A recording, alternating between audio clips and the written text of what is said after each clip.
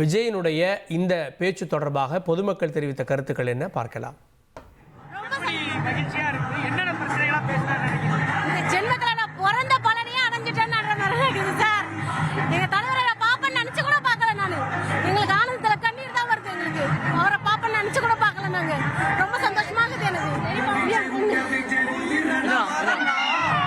ரொம்ப சந்தோஷமா இருந்துச்சு. அண்ணன் வந்தாரு, தமிழ்நாடு மட்டும் இல்லாம புதுச்சேரிக்கு வந்தாரு. ரொம்ப சந்தோஷமா இருந்துச்சு. வெற்றியாருங்க 2026 நம்ம தான், நம்ம தளபதி தான். புதுச்சேரி அரசு மீது எந்தவித விமர்சனத்தையும் அவர் வைக்கல. எப்படி பாக்குறீங்க? புதுச்சேரி அரசு மீது வழக்கமா போகக்கூடிய இடங்கள்ல சம்பந்தப்பட்ட மாநில அரசு வந்து விமர்சனம் வைப்பாரு.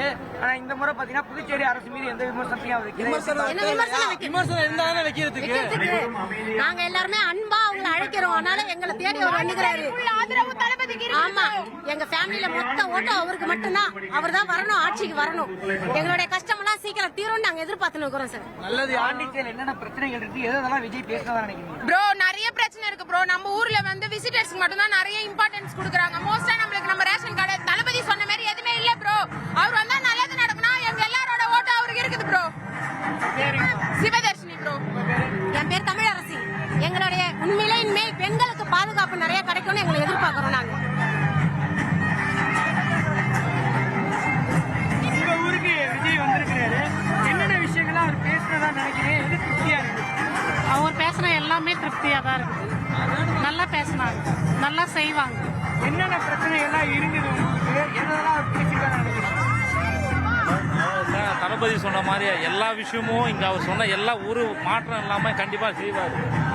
இங்க குறைகள் பார்த்தாவே அனைத்துமே குறையா தான் இருக்குது. ஏஎஃப்டி மில்லு கிட்டத்தட்ட ஒரு 5 மில்லு வந்து சாத்தி வச்சுக்கிறாங்க. 1.5 லட்சம் இளைஞர்களுக்கு வந்து வாய்ப்பு. அவர் வேலை அந்த ஏஎஃப்டி மில்லு தேர்ந்துட்டா 1.5 லட்சம் இளைஞர்களுக்கு கண்டிப்பா வேலை வாய்ப்பு வரும். எங்க தளபதி ஆதரிச்சு நாங்க இங்க செயல்படுவோம். 1.5 லட்சம் இளைஞர்களுக்கும் கண்டிப்பா வேலை வாய்ப்பு வாங்கி தருவாரு எங்க தளபதி. நாங்க நம்பி செய்வோம். டிவிக்கே தமிழ்நாட்டுக்கு முதலமைச்சர் வேட்பாளரா விஜய் அவர்கள் அப்படின்றத சொல்றாங்க. பாண்டிச்சேரிக்கு யாரா இருப்பாங்கன்னு நினைக்கிறீங்க? பாண்டிச்சேரி யாரா இருக்கணும், தளபதி நியமிக்க வருதுதான். தளபதி யார் நியமிச்சாலும் அவருக்காக கண்டிப்பா நாங்க செயல்படுவோம். யாரை எதிர்பார்க்கறீங்க? தொண்டரா யாரை எதிர்பார்க்கறீங்க? யாரும் பர்டிகுலரா நம்ம சொல்ல முடியாதுங்க. கண்டிப்பா என்னோட பேர் நம்ம இருசப்பன். பிடிப்பாரு, அங்கேயும் இல்லை இங்கேயும் சேர்த்து தான் சொல்றாரு. அதே மாதிரி மாநில அந்தஸ்து கண்டிப்பாக வேணும். அது எல்லாரும் கேட்குற கூடிய விஷயம். கண்டிப்பாக 2026 நாங்கள் தான் வரும். தமிழ்நாடு சிஎம் நல்லா கேட்டுக்கணும். நம்ம வந்து இங்கே எவ்வளோ பாதுகாப்பு போலீஸ் கொடுத்தாங்களோ அற்புதமாக இருந்துச்சு. இதே போலீஸு அங்கே 3 மடங்கு அதிகமாக இருக்குது. ஆனால் வந்து இங்கே இருக்கிறவங்களை பார்த்து அவங்க கற்றுக்கணும், தமிழ்நாடு அரசு கற்றுக்கணும். அவ்வளோதான். நன்றி. உங்க ஊர் சார்ந்த பிரச்சனைகள் எதெல்லாம் அப்ப பிரச்சனைகளை பத்தி பேசினாரே, அதெல்லாம் உங்களுக்கு எப்படி இருந்தது? நல்லா இருந்துச்சு. மாத்திடுவாரு கண்டிப்பா எல்லாத்தையும். போயிட்டு தள்ளுறாங்க.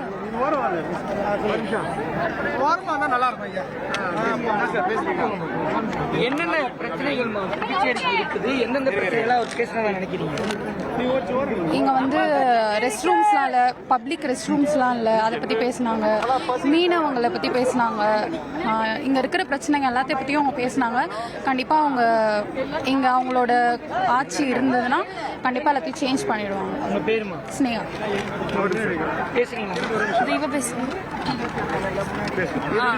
விஜய் அவர்களை நேர்ல பாத்தீங்க, உங்க ஊருக்கு என்னென்ன பிரச்சனைகள்லாம் இருக்கு, எதெல்லாம் அவர் பேசுனதா நினைக்கிறீங்க? லைக் ட்ரைனேஜ் சிஸ்டம்லையும் பார்க்கிங் ஃபெசிலிட்டிஸ் இல்லை அப்படின்றத வந்து அவர் டெவலப் பண்ணுவேன் அப்படின்ற மாதிரி சொல்லியிருந்தாரு.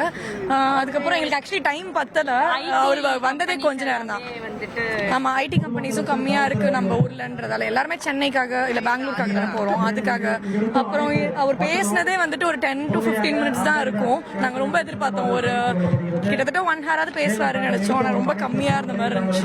நாங்கள் எக்ஸைட்மெண்டோட வந்தது. உங்கள் தந்திவன் தொலைக்காட்சியில் தெனாலிராமன் தினமும் மாலை 6 மணிக்கு காண தவறாதீர்கள்.